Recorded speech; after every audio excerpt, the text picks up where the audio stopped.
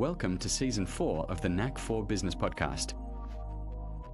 Question of the audience. How do you take your brand into a new market and actually win without wasting time, money, or opportunity? Pedja will reveal how to enter new markets with clarity, secure shelf space, and turn brand positioning into real commercial results. He'll show how disciplined storytelling, smart execution, and operational excellence drive market share and long-term growth. And our guest today is Pedja Radjenović. Pedja is a growth-focused business leader and educator who knows how to turn complex marketing realities into clear, measurable success. With over a decade leading international CPG brands across North America and Europe, he's built a reputation for translating strategy into action, driving market share, revenue, and brand equity through sharp positioning, disciplined storytelling, and operational excellence. Inspired by the relentless mindset of his role model, Arnold Schwarzenegger, Pedja brings ambition, clarity, and execution together to help businesses scale with purpose and precision. Yeah, welcome today, sir, and it's an absolute pleasure to have you here. Do you have a favorite quote or saying, sir? Well, thank you for having me, Bernie. Yes, I do. Hard work beats the talent when a talent doesn't work hard. That's my favorite quote. Ooh, I like that. I find it very truthful. And do you have a tagline? So the tagline that I'm using as of recently is a storytelling as a way to new value. Basically, I'm a firm believer of a brand as a business concept, and within that, the storytelling is something that actually truly opens up the new opportunities and way to new value. So yeah, Excellent. So you're when I look back on your LinkedIn profile, you have a really interesting story of different things you've done, but one of them has been involved with the beer industry and helping market material into that. And now you've kind of drifted into a kind of a new space about business and growth. Talk to us about the journey that went from one door to the next. well, yes, I think that what I'm doing now is kind of a logical step from where I was. I started my career in the big CPG or FMCG companies, consumer packaged goods, and then built my career in Europe from a local to regional and then to global roles. And essentially, I was doing everything within brand management, creating campaigns and ensuring that the brands grow. Across all the levers of the marketing mix. And been in Canada for almost a decade now. And since I've exit my corporate career, I've decided to rely on my experience and knowledge and pass that on to other companies, helping them grow. So the journey is now helping namely CPG, consumer packaged goods companies, get on the shelf with the retailers, getting them to new markets if they feel like or they're ready for that, and helping them reshape their brand strategy if they need that. So, what's your biggest turning point in customer goods? Tell me about that story a little more. Thanks, Wayne. So my turning point in my career was stepping up to the global role in Carlsberg and overseeing the brand from the global level, understanding how difficult it is to synchronize the brand presence across different markets, working with multiple teams across different cultures and ensuring the common denominator and that the brand is built simultaneously across geographies, regardless of the timing of the launch or of the local nuances. So it was a huge step up for me, and it really changed the way that I understand and see the business and basically synchronize the entire brand presence across different markets. When you're launching out, you talked about Carlsberg, for example, right? And the product's getting launched. Would it not be more regional? Like, you might find a certain flavor. It could be like ice cream. Everybody in this country likes vanilla a lot. This country over here, though, it's macadamia nuts, right? And then over there, it's chocolate. How do you synchronize those nuances, but at the same time, it's the same company? Yeah, it's a great question. Well, the beer itself is a very traditional market, and I think on a decline a little bit recently because of all the new products that have been launched in the beverage industry.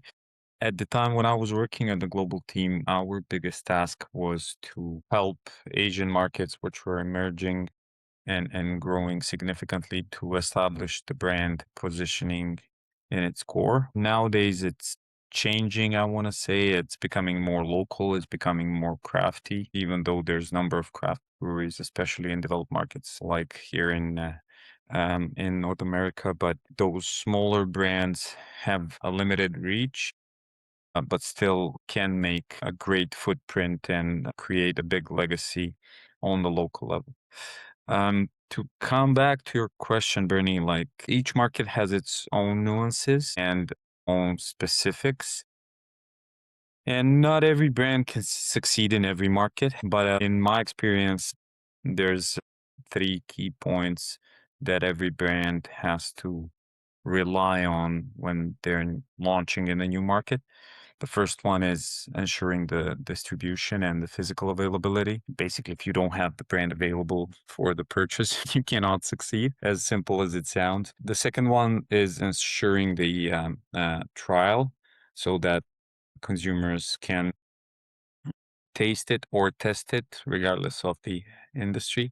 And then the final one is smartly building the brand awareness because consumers or customers have to know and hear about the brand and get familiarized with it.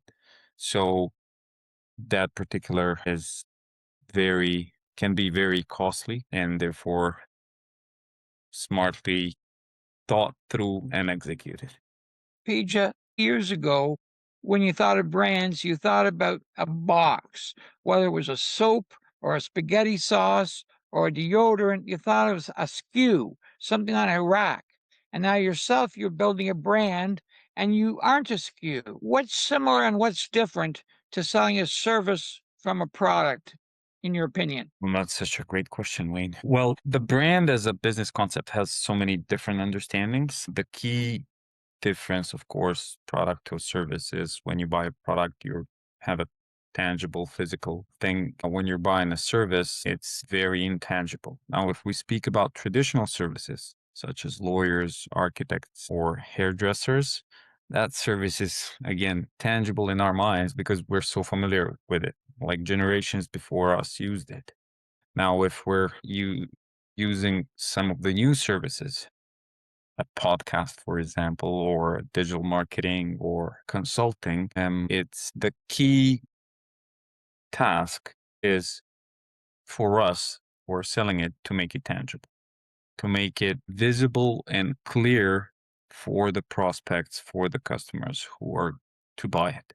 That basically means that functional features of the brand, whether it's K4 podcast or is it way to new value or is it any other professional service, the functional benefits have to be clear. What am I as a potential customer getting from it? And then the emotional features are overlaying that. And I want to say are even more important because as a potential customer, I need to feel confident that if I buy your service, I'm going to actually get what you're promising to me, what your brand is promising to me.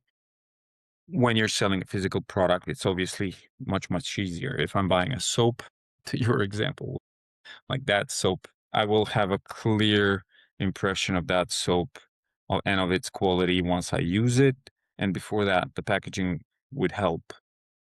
But it's much, much easier to communicate those features for the physical products. Did that answer the question? Yep. So when you're launching a product, like obviously a beer, people already have an understanding behind it. Let's say you're launching a new product. How do you convince the retailer to put it on the shelf? How do you convince them that, yeah, this is worthy? Whether it's the Costco of the world, or maybe it's the virtual one, the Amazon giant in the sky, so to speak. How do you convince them? Go, yeah, let's put this on the shelf and let's give this a spin. It's another great question. Bernie, thank you. Your brand has to have, as I mentioned, functional and emotional benefits for its target audience. Your brand is obviously competing against the similar ones in the same category or the complementary categories. Therefore, when approaching retailers, one of the key things is to align your brand story to the retailer's brand story. How is it going to fit into the entire offering of the retailer? How is it going to attract new potential new shoppers? How is it going to increase the shopping basket for them? How is it basically going to add value, your brand, to retail, so that they have more reasons to put it on the shelf? And sometimes it's not easy at all, because if we're looking at, take chocolate category, like there's so many new brands out there. So why should the Costco, to your example, put the new chocolate? Or am I able, as a chocolate producer, to provide a Costco with the offering that they have, usually like the big packaging, at the price that they or they want to put on the shelf in order to build the sellout quicker? So it really has to be a smart pitch that combines both stories on the brand side of the brand owner and the retailer, but also good calculations, understanding what is it that we can take as a brand offering to the retail in order to create a certain price so that it can move on the shelf. I find interesting in this that we learned in the pandemic. We have, I guess you'd call, global brands, and then we have the strength of regional brands. And with this new tariff world, there's the where's the brand being produced? How does a global brand deal with regionalism? I mean, I know four regions in Canada that think separately. I'm guessing there's a half a dozen or more in the States that think separately, even though it's the States. How does a global company shape a regional brand in ways more than just changing a label? What do you do, if that makes any sense? So I think there's two questions in what you just posed there, Wayne. One is, if I'm truly global company, how do I build brand consistently across geographies? And the other one is, if I'm a global company, whether I want to have some regional brands and some regional strengths. And then that's one position. The other position is, if I'm a regional company, and how do I want to expand onwards, and how do I want to build my regional brand? So in order to build global brand, need to have strong, in order to build the brand in general, you need to have a strong brand strategy and a great positioning, clearly defined point of parities, which gives you the right to compete in the category, clearly defined points of differentiation. How are you different than the category? And something that people call differently, whether it's a brand essence or I call it a point of passion. Why is your brand so unique? And once you have that pyramid, that brand positioning clearly outlined, then it comes to what in marketing we call being local. So having that global positioning, but then how do we fine tune it or down tune it to the local cultural nuances in order to make that brand relevant in the culture? For us in the Western culture, and if the company's ambitions to go and spread out in the Western world, it's easier. But if you have bigger ambitions and you want to grow in other cultures, in other continents, be it South America, be it Africa or Asia, taking into account local insights and embedding them into the communication and brand building is the key to success. For the regional, and especially for us here in Canada, I think there's a lot of opportunities for brands to grow national at first, because as you mentioned, Wayne, we have a lot of great regional brands that are not being sold in other provinces. And that's, as a Canadian, that's where I would start. Like, how can I expand from Ontario to Maritimes? How can I effectively build my brand in the four provinces on the east of Canada in order to grow my business and make it more robust. The whole branding element, and one of the other elements that we talked about earlier during the intro was storytelling. How do you shape, a story behind a brand product? Like, do you go back in 1882, Bobby was making chocolate and he did a really good job. And then he did something special. He dipped hazelnuts into it. Next thing you know, you have, a new chocolate bar. Or it can be the beer, right? And, this one's a bit different. Guinness is a good example. Not everybody enjoys the flavor of Guinness per se, but it's a true story. And in fact, there's even a TV series out about the Guinness family, which probably helps drive the sales, indirectly. How do you find that story, and then how do you craft, especially if you're starting out? How do you shape here's a product, but it's more than just a product. Here's the emotion, because that's what you're hunting for, right? Yes. So storytelling helps you embed the emotion into the brand or into the relationship with your consumer. And what you mentioned, Bernie, is definitely important because I think the legacy and tradition is something that brands can always use, regardless if they want to be more conservative or more open and more modern in their approach to market. The tradition can be played in both ways and the story can be crafted around that for sure. However, the brands have to be on the top of everything that happens in the society and be flexible enough to use the momentum and embed it into their story. We had an unfortunate, but I think it's a good example of the Coldplay concert incident. And I find it tragic on one end that many brands use that story to build their awareness, but I understand why, because it really got a lot of the attention.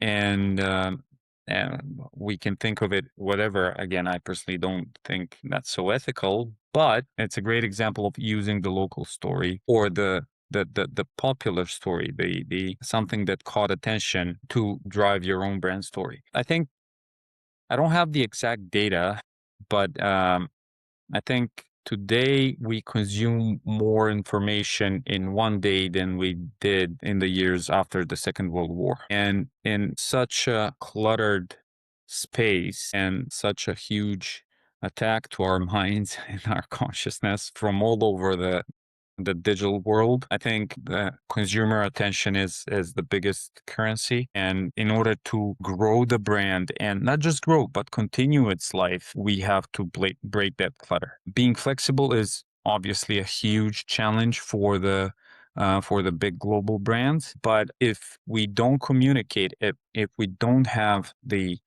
strong story to tell, we're not going to sell. You have I don't know if you gentlemen are aware of the energy drink called Prime, but the Prime was launched by one of the biggest influencers on YouTube and social media overall, and it gained a huge success in its first year. All kids were asking for it. It was premium priced compared to the other energy drinks, but it's barely selling today because they launched on the popularity of the owner, but they didn't tell the story. They didn't continue telling the story in order to create the equity so that vast majority of the audience is familiar with it and then continue keeping it into their in their consideration set. So it's not easy. It's not easy, and therefore consistency is very important as well. Consistency in terms of pressure in the communication, getting out there and continuously communicating, but also having a meaningful, connected communication that ties back into the strategy and the brand essence and all the features and functions and emotions that the brand wants to convey. My partner says I'm on a lake, which is somewhat rural near a small town, a small town that is reasonably close to a city that is in 2 hours from a bigger city. 70 years ago, your general store helped you pick your brand, and maybe your village helped you pick your beer. I mean, you mentioned Carlsberg. How do you deal with a mind that wants to feel local and connected, but they want to be branded to aspirational goals, and they fight, they compete? How do you get inside a mind and have him make decisions where the packaging and the marketing campaigns leak into each other? I think the digital um, uh, world and the revolution enabled us to have products available at our doorstep, and finding a good formula in that supply chain, and how we make product available not only on the shelf but also on the online shelf or across different online customers and sellers is what I meant. Is I think crucial for that, Wayne. To have Coca-Cola available is easy because the brand exists for more than 100 years, and it built its awareness a long time ago and keeps reminding ourselves about their existence and engaging us with their tailored packaging and interesting campaigns. Every Christmas, we expect a new big commercial from Coca-Cola with Santa Claus and different story around that. But they have to be available in the online channels as well, despite the fact that almost every store, every retail or on-premise outlet carries the brand, them or Pepsi. But playing smart in that digital space in terms of sales, not only in terms of communication, is very, very important. There's a lot of theories out there, and they fight one another.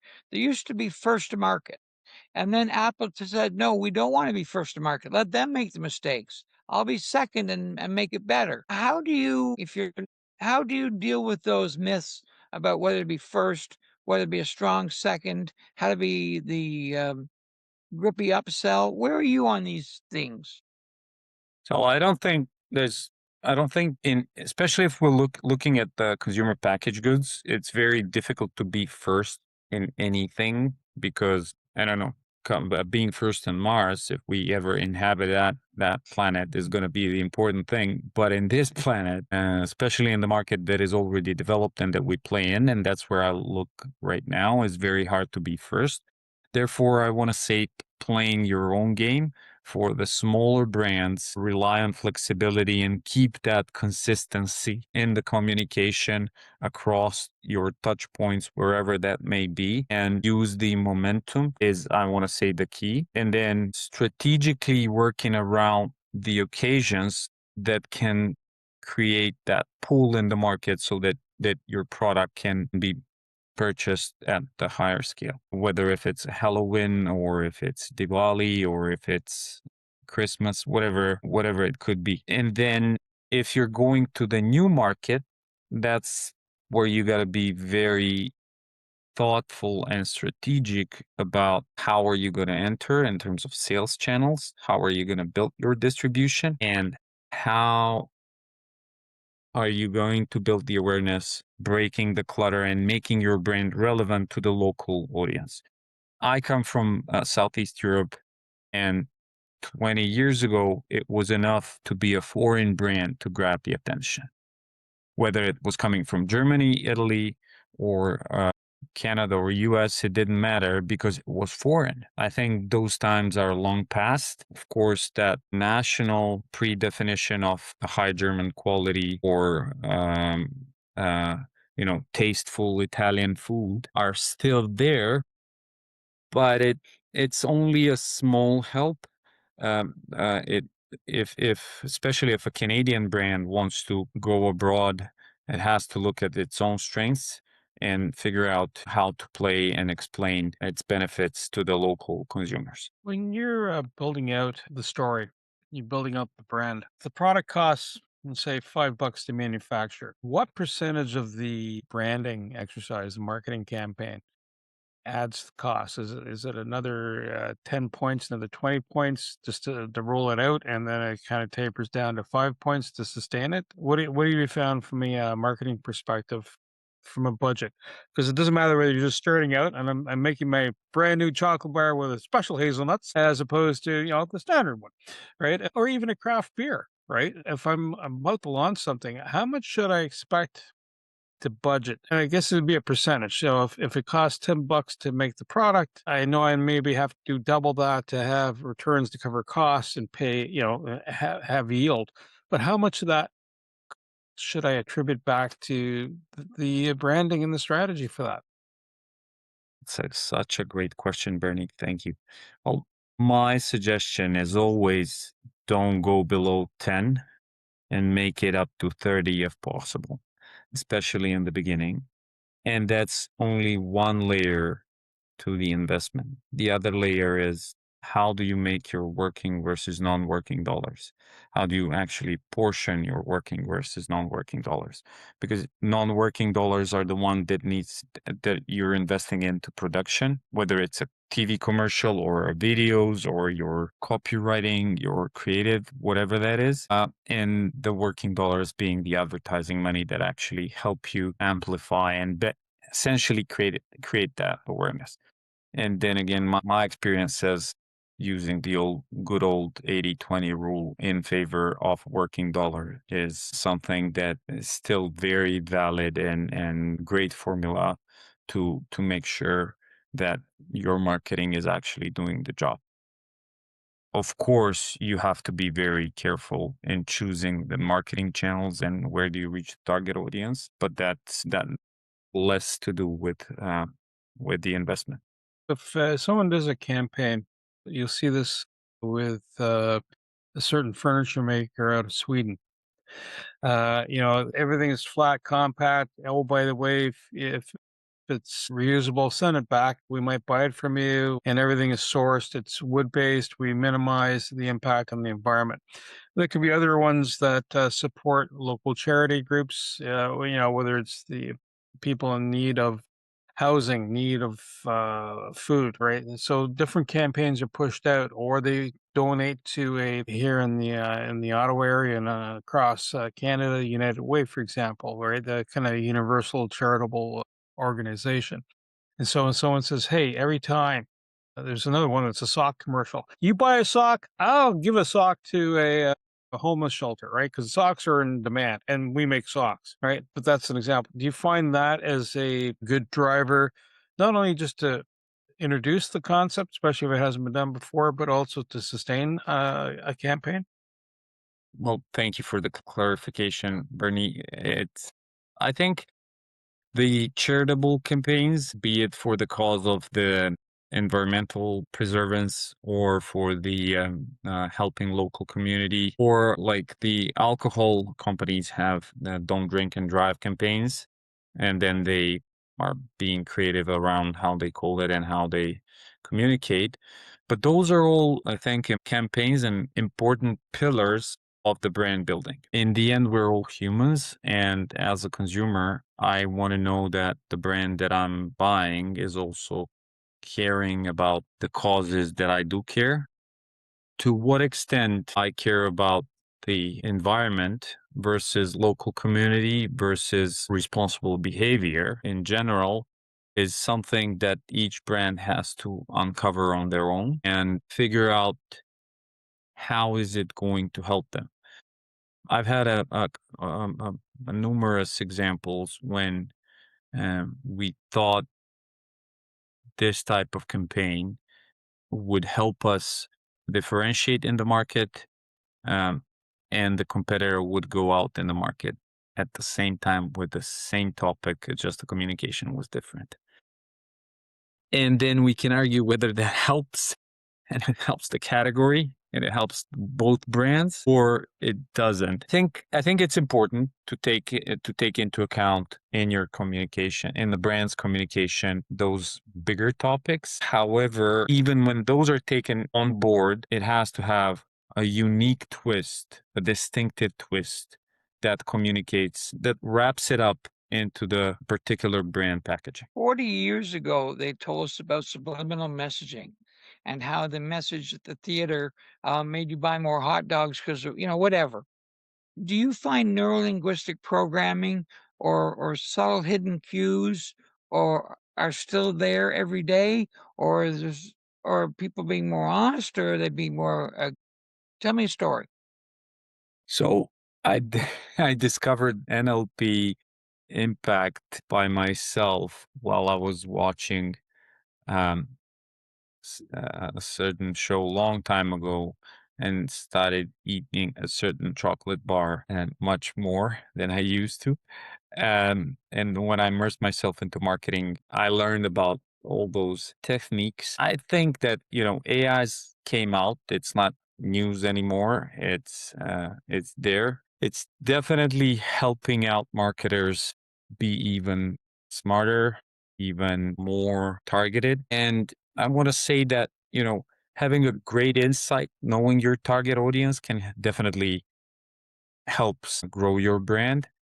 Now, all those psychological techniques that can help sales are still very valid, except we have to take into account the new environment, which is digital. And we have to know our audiences because we used to think of creating a great reach and building the awareness through TV campaigns and billboards. And modern generation is almost not watching TVs unless there's a particular game or a particular, not even a show. They watch it on their tablets and their laptops. So having a good insight and knowing your audience is more important than knowing any of the psychological techniques, in my humble opinion. I got an interesting point here. Right now, we've been talking about visuals and sound bites. All right. So we'll see that. Here's a message that's either on a TV ad or you walk into a store and you see the product there. I've come across a couple of interesting things. It's haptics, touch. What is it? How does it feel in hand or smell? Or if you walked into a bakery, right, and they just finished doing those loaves, right? And that's just, you're there for the breads. You're already primed, right? So how do you kind of wrap up these pieces together, or even better yet, the shape of the packaging? I was reading on LinkedIn, someone says, if it has a long, slender shape, like you see in perfume bottles, it seems to be the assumption might be it's going to be expensive, right? Regardless whether it is or not. Do you wrap those elements into the campaign too? It's such a great question. Is that a short, easy one answer? A great and loaded question. Well, all those play the role, I want to say, in the brand building. Of course, we cannot use all, and we have to be mindful of, again, the category that we play in and the market that we play in. There's something that some others, much smarter marketers, called distinctive brand assets, and how do we build those assets that are going to differentiate our brand in the marketplace is what you mentioned. Whether we play with the smell or we play with the sound, some retailers are playing particular music based on the research that they did in order to keep us longer in the store or sell, like prompt us to buy more. That's again part of the. It should be part of the strategy, but on this big palette of distinctive brand assets is definitely different features that we can use in order to distinct ourselves. And I think basically getting deeper into consumer minds so that when as consumers we think of particular category, we think of a certain brand, is a huge success for the brand. Something that is interesting from based on your studies, how an individual can be a brand and then pivot a brand. I hear you're a big Schwarzenegger fan. Tell me more. So when I grew up, Terminator was getting out. I think I was a skinny kid, and with all his big muscles, he immediately became the role model. After I learned what he went through in his life and how he built his life, I think, and I learned that not so long ago when I was reading his biography. I think it's important to do things fully, like go all in, as they say, and then also have the courage to change, because that's what I've learned from him, and that's why I'm a big fan of his. Because coming to North America, coming to the United States with a thick German accent, he decided to become an actor, and he actually became a very successful actor. That just proves that hard work pays out, and that's why I'm a big fan. This is a really changing environment. So when you talk about brand strategy, the brands themselves, the product, and there's nothing new under the sun, but yet at the same time, you got to make it so. And then with technology rolling through is kind of another layer of adaptation. Could be packaging, producting. How do you stay in tune with that resonates well? So if you're selling a product that sells well with Gen Z, wonderful, or Gen X, or baby boomers. And again, depends. I think Scotch will be probably the boomers, but just guessing versus maybe other beverages, right? How do you stay in alignment with the different ways to deliver the content and then going, hey, here's a new opportunity. Or even better yet, you have an epiphany going, this hasn't been tried in the marketplace for this particular brand. Let's do this and make an Easter egg happen out of And I'm going to repeat myself here, Bernie, but hard work beats the talent when a talent doesn't work hard. So, with all the tools available now, with the AI doing really miracles in terms of creating photos, creating videos, I recently saw a great that commercial that was completely created by AI. Brands have to work, have to go, and have to stay on the top in terms of like communicate and get the content out there. When I started off in my marketing career, we were all perfectionists. We were all having numerous rounds of revisions, of storyboards, of visuals, of like, is this really good enough? Should this point stand here, or should we move it half a millimeter left or right? I don't think brands can afford that anymore because the competition is growing. To your point, nothing new under the sun, I think. And I had a recent LinkedIn post on that topic. I think it's less challenging now to launch a new brand because you can produce almost anything fairly easy today. But then again, to build a continuous success and grow and extend the brand life cycle is the key task. So I'd say using the technology and using it as an enrichment of all the traditional knowledge is as a good recipe for success. Of course, trial and error has never been more important, as I said, because there's so much content out there and so many assets that are constantly being launched, so that brands have to stay on the top of it. Whether you're launching a spaghetti sauce or pivoting your life coaching brand or even being a general contractor, you need to make sure you're developing a brand. So here's my two questions. If somebody wanted to get a hold of you, what two good questions should they be asking themselves so that you can jump right in? And B, how would they get a hold of you?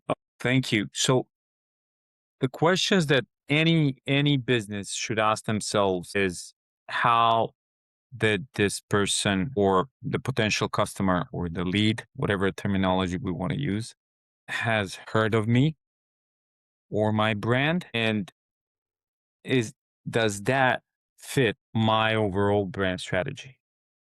Like for example, if I'm a general contractor and I come to you, Wayne, to refurbish your home, how did you hear of me?